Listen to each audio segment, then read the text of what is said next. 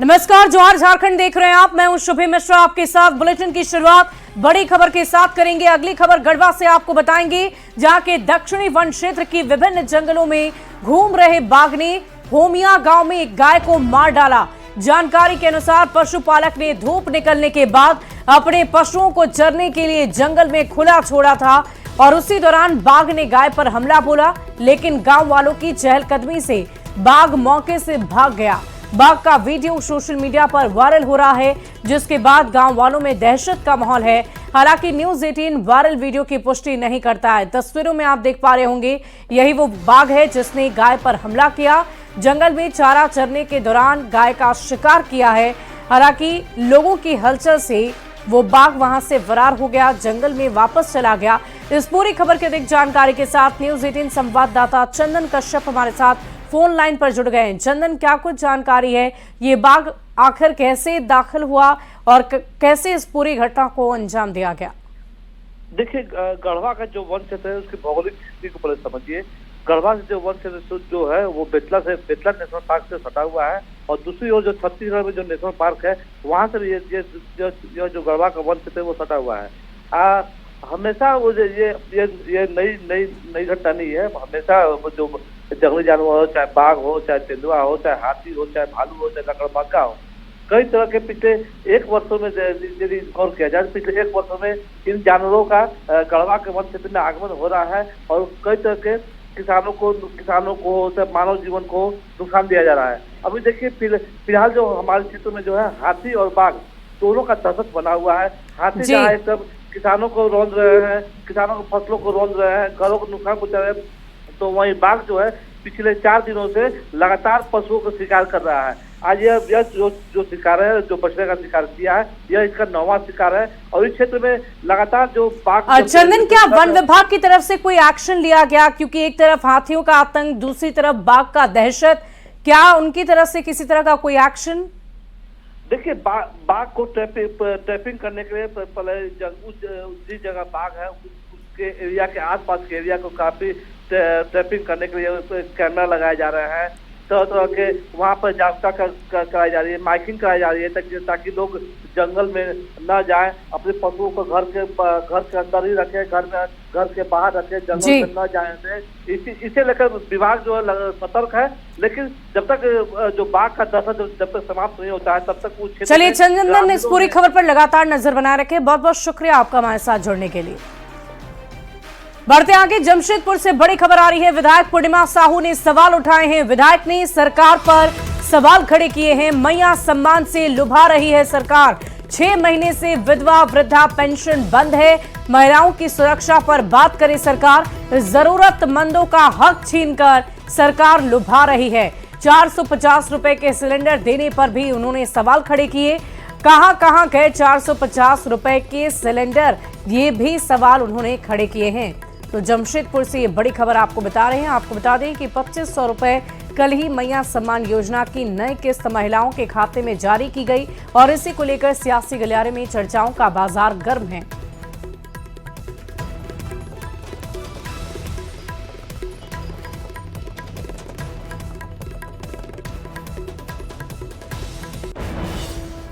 तो सभी जानते हैं, सारे चुनावी समय के जुमलेबाजी होती है। लोगों को, हमारी जो भोली भाली जनता है, हमारी माताएं बहनें हैं, उन्हें इस प्रलोभन में अपनी ओर आकर्षित करने के लिए ये सारे प्रोपेगेंडे जो हैं ये आजमाते हैं।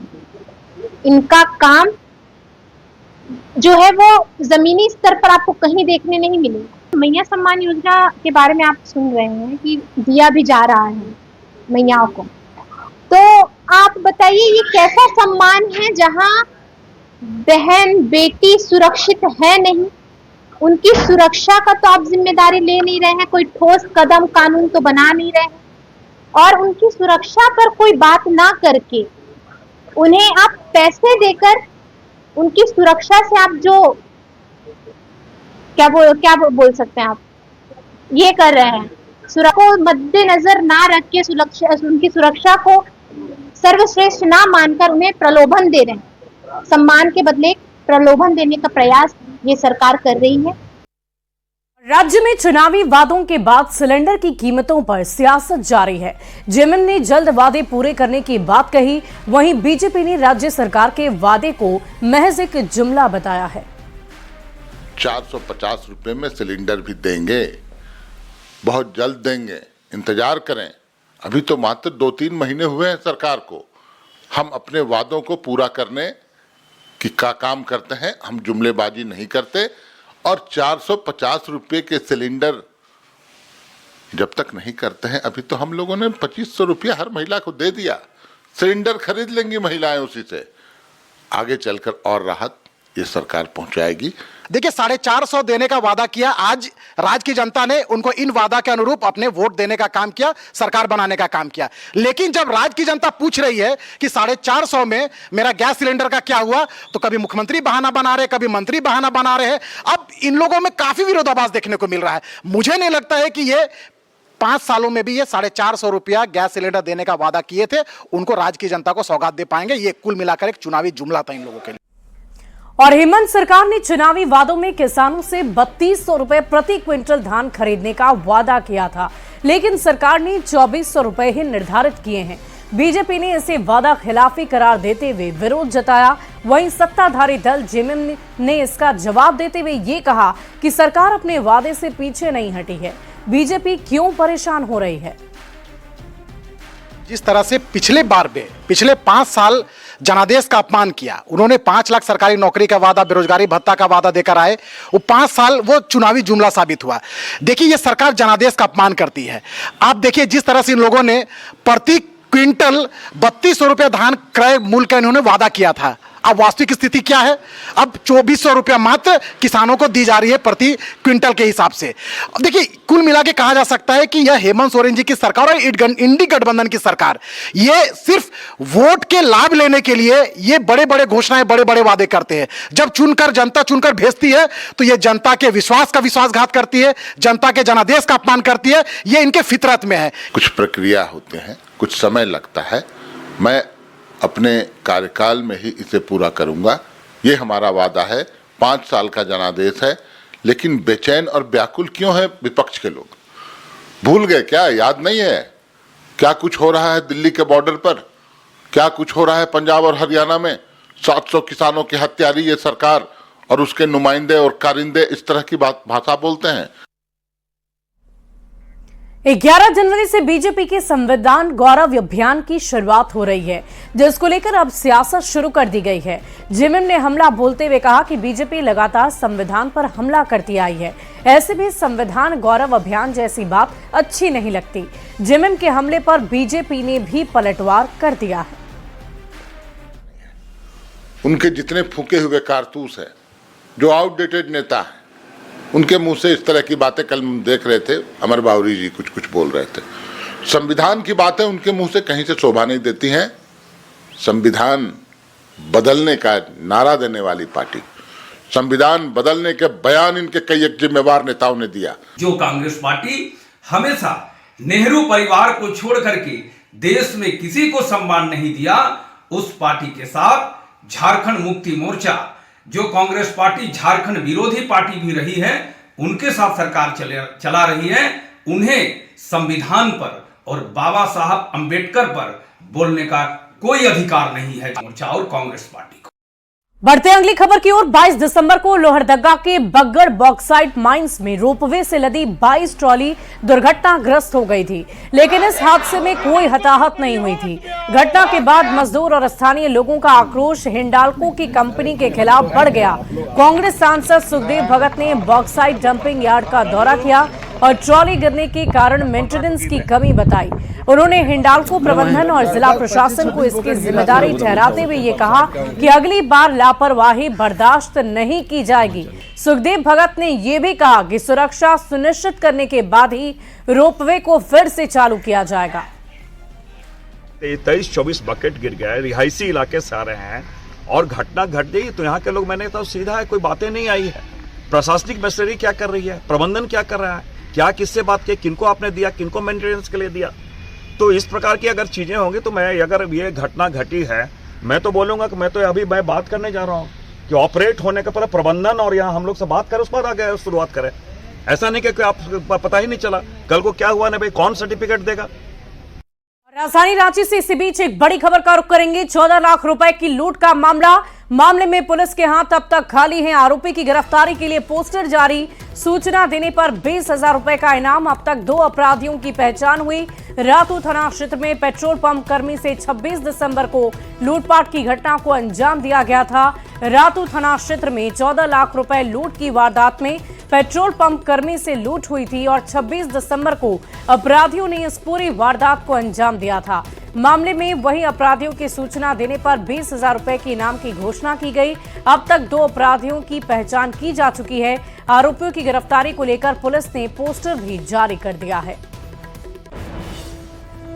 बढ़ते आगे अगली खबर गिरिडीह से, जहां कालाबाजारी थमने का नाम ही नहीं ले रही। जिला प्रबंधक की एक रिपोर्ट के अनुसार पूरे जिले में लगभग 87,000 क्विंटल अनाज का गबन हुआ है, जिसमें जमुआ प्रखंड में सबसे ज्यादा लगभग 25,000 क्विंटल अनाज है। ये वही अनाज है जो पीएम जन कल्याण योजना के तहत गरीबों के लिए भेजा गया था, लेकिन विभाग के अधिकारी और अनाज माफियाओं ने लगभग 35 करोड़ के अनाज का गबन किया।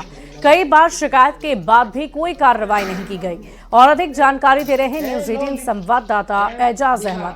गिरिडीह जिले में अनाज कालाबाजारी को लेकर लगातार सभी प्रखंडों में विरोध प्रदर्शन होते रहते हैं। आपको बता दें कि 13 ब्लॉक में से जमुआ प्रखंड एक ऐसा मात्र प्रखंड है जहां पर अनाज कालाबाजारी बृहद पैमाने पर हुआ है। लगभग 24,995 यानी 25,000 क्विंटल अनाज गबन हुआ है। इसे लेकर लगातार विरोध प्रदर्शन भी किया जाता रहा है और समाज सेवियों के द्वारा लगातार इस मामले को उठाया भी जा रहा है। अभी इस वक्त की तस्वीरें आपको दिखा रहे हैं जो जमुआ प्रखंड स्थित जो झारखंड राज्य खाद्य निगम का जो एक गोदाम है, गोदाम का है। और ये यहाँ पे साफ देख सकते हैं कि ये जो गोदाम है लगभग 1000 मीट्रिक टन की क्षमता वाला है और इसी गोदाम से लगभग 25,000 क्विंटल अनाज का गबन हुआ है, जिसे लेकर आमरण अनशन भी हुए हैं। कई बार जांच के आदेश भी दिए गए हैं, बावजूद जांच का रिपोर्ट नहीं आया है और परिणाम ये हुआ है कि करोड़ों की जो अनाज है उसका गबन हो चुका है। और इसमें कई सफ़ेद पोश के अलावा इसमें जो संबंधित विभाग के अधिकारी हैं उन अधिकारियों की भी मिली भगत साफ इसमें नजर आ रहा है। और यही एकमात्र वजह है जिसके वजह से कार्रवाई नहीं हो पा रही है। बावजूद यहाँ के स्थानीय जनप्रतिनिधि और समाज सेवी अपने मांगों को लेकर डटे हुए हैं। और ये लोग जो खाद्य आपूर्ति विभाग के सचिव हैं, मंत्री हैं, कालाबाजारी बड़े पैमाने पर हुई और जांच के नाम पर सिर्फ खानापूर्ति का काम होते आ रही है। हम लोगों को 7/12/2023 को ही डीएसओ साहब लिखित दिए थे कि पूरे ज़िले में 86,990 क्विंटल अनाज गबन हो गया, यानी चोरी हो गया। और इतनी बड़ी चोरी को सारे पदाधिकारी लोग आज भी नज़रअंदाज कर रहे हैं। इसके लिए हम लोग कई बार आंदोलन करने के लिए भी बाध्य हुए। यहाँ जिला अधिकारी भी हम लोग को लिखित बोले थे कि इसके ऊपर कार्रवाई होगा, लेकिन अभी तक कोई कार्रवाई नहीं हुई है। और अगर कार्रवाई नहीं होगा तो फिर हम लोग पुनः आंदोलन के लिए अपना रणनीति तैयार करेंगे। अगर रजिस्टर देखें, ऑनलाइन चेक करें तो तमाम जगह पे इसे मेंटेन कर दिया गया है, लेकिन ऑफलाइन ग्रामीणों तक, लाभुकों तक, गरीबों तक ये निवाला नहीं पहुंच पाया है। तो सबसे बड़ा सवाल ये है कि आखिर इन निवालों को गबन करने वालों पर कार्रवाई कब होगी, क्योंकि लगातार विरोध करने के बावजूद कोई कार्रवाई ना सफ़ेद पोश ना संबंधित विभाग के कर्मचारियों पर हो रही है। तो कार्रवाई कब होगी ये देखना बड़ा दिलचस्प होगा। और लोगों का ये कहना है कि अगर कार्रवाई नहीं होती है तो संबंधित विभाग के मंत्री से मिला जाएगा, सीएम से मिला जाएगा, और उसके बावजूद भी कार्रवाई नहीं होती है तो ये लोग जनाक्रोश आंदोलन करने पर उतारू होंगे। गिरिडीह से न्यूज़ 18 के लिए मैं एजाज अहमद।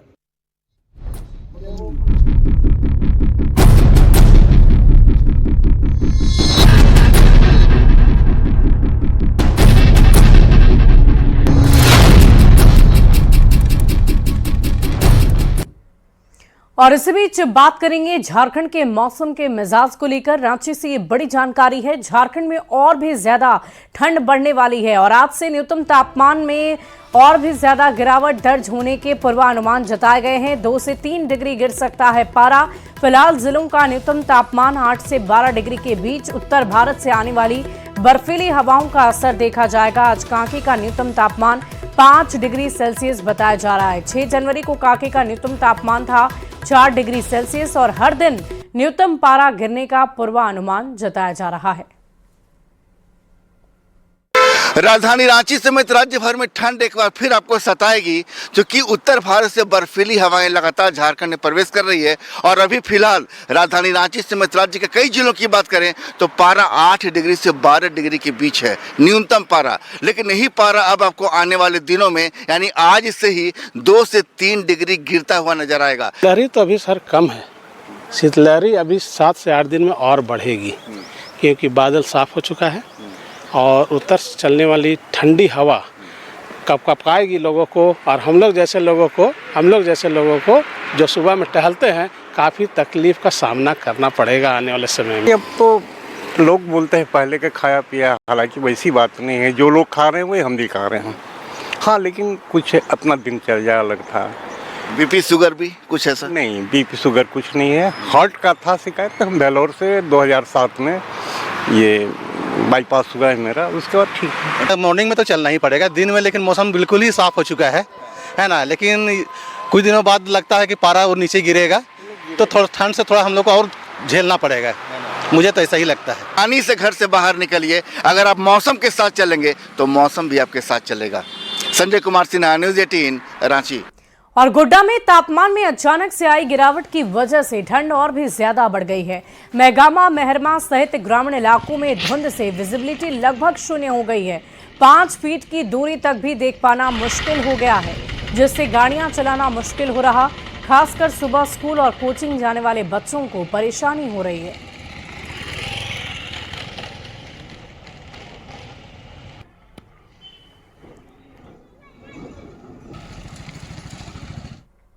और झारखंड में भी कोहरे का असर देखा जा रहा है। रांची के बिरसा मुंडा एयरपोर्ट पर सुबह से पहुंचने वाली ज्यादातर फ्लाइट देरी से पहुंच रही है। फ्लाइट में देरी होने से यात्रियों को काफी परेशानी हो रही है। इस पूरी खबर को लेकर अधिक जानकारी दे रहे हैं न्यूज़ 18 संवाददाता संजय सिन्हा। उत्तर भारत में कोहरे का असर विमान सेवा पर भी नजर आ रहा है।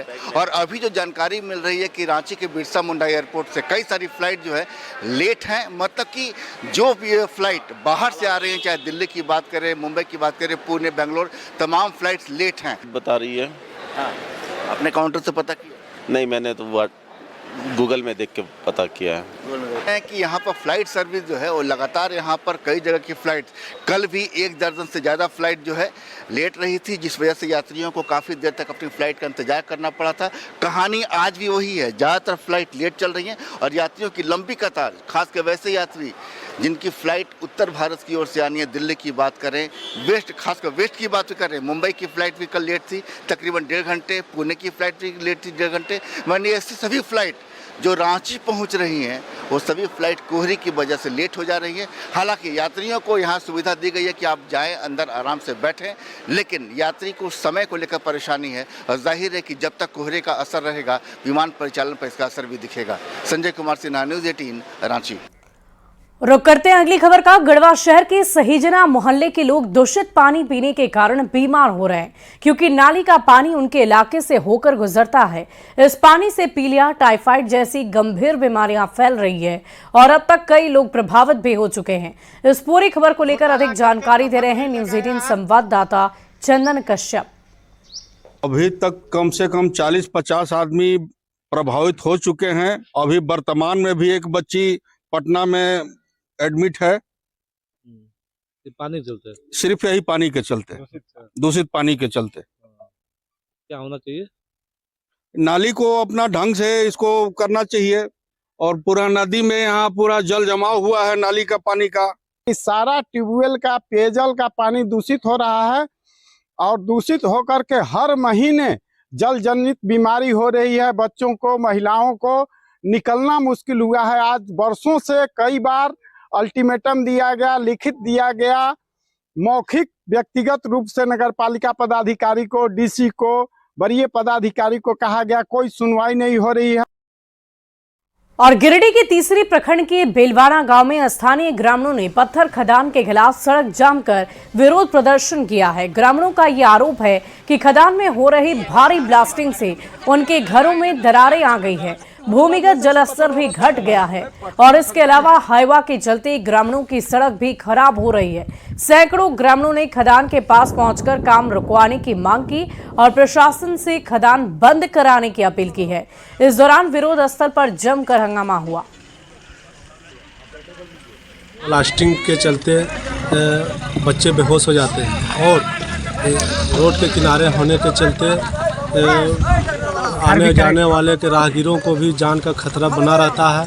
इसके लेकर के हम लोग जो है सो इनको बंद कराने आए हैं। पूरे ग्रामीण सब इसको बंद कराना है, क्योंकि इससे जान माल के नुकसान हो सकता है और नुकसान हो रहा है। गुड्डा के भगैया का सिल्क देश के साथ साथ विदेशों तक पहुंचता है, लेकिन सरकार की उदासीनता के कारण यहां के बुनकर काफी दुखी हैं।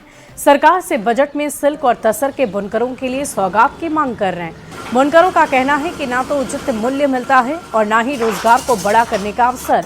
अगर सरकार सिल्क और तसर के कपड़ों के लिए भगैया में ही क्रय विक्रय केंद्र खोल दे तो उन्हें कपड़ों की सेलिंग के लिए भागलपुर और नाथनगर नहीं जाना पड़ेगा। गुड्डा में ही उनकी कमाई अच्छी हो सकती है। हाँ, बुनकर जो है कि खुशहाल सुखी नहीं है, उसका जो है कि उचित जो मेहनताना है वो नहीं मिल पा रहा है, इसीलिए सरकार को ध्यान देना चाहिए। कोई एक ठो सुजोग दें जो हम लोग बड़ा बड़ा पार्टी के साथ काम कर पाए। महंगा में लगाते हैं पूंजी, लेकिन सस्ता में बेचना पड़ता है, हम लोग बाहर नहीं जा पाते हैं। गढ़वा के फरठिया गांव में नावाड़ी गांव तक 68 करोड़ की लागत से 15 किलोमीटर सड़क निर्माण का कार्य चल रहा है, लेकिन मुआवजा नहीं मिलने के कारण ग्रामीणों ने इसका विरोध किया। करीब 250 ग्रामीणों ने पंचायत भवन के पास सड़क निर्माण को रोकते हुए मुआवजे की मांग कर दी है। विभागीय जेई ने मौके पर पहुंचकर आवेदन दिया, विरोध खत्म कराया। ग्रामीणों ने मुआवजा नहीं मिलने पर कोर्ट जाने की चेतावनी दे डाली है। हम लोग इसका विरोध किए कि भाई हम लोग को जमीन जा रहा है, रैयती खानदानी अपना खतियानी जमीन है, उसका पैसा हम लोग को मिलना चाहिए और मिलना भी चाहिए। तो हम सरकारी दर से पैसा नहीं लेंगे, इसलिए नहीं लेंगे सर कि 20-22 हजार रुपये डिसमिल हमारा घर टूट रहा है, जमीन जा रहा है, रैयती जमीन ऑन रोड है, तो 20-22 हजार डिसमिल का मेरा जमीन है। हम अगर पैसा लेंगे सर, हम बाजार भाव जो फरठिया गाँव में जो चल रहा है उस बाजार भाव के हिसाब से हम लोग को मुआवजा सरकार दे दे। इसका मुआवजा मिल जाए, उसके बाद हम रोड के लिए कौन रोकेगा? सब कोई तो तैयार है रोड में जमीन देने के लिए, उसका मुआवजा मिले। कितना जमीन जा रहा है अभी का कम से कम हमारे लोग को ये दोनों प्लाट मिला करके हमको 2 कट्ठा जा रहा है। 2 कट्ठा यानी उसको मुआवजा के लिए कोई नोटिस आया नहीं आपको? कहाँ हुआ है, कुछ नहीं मिला है।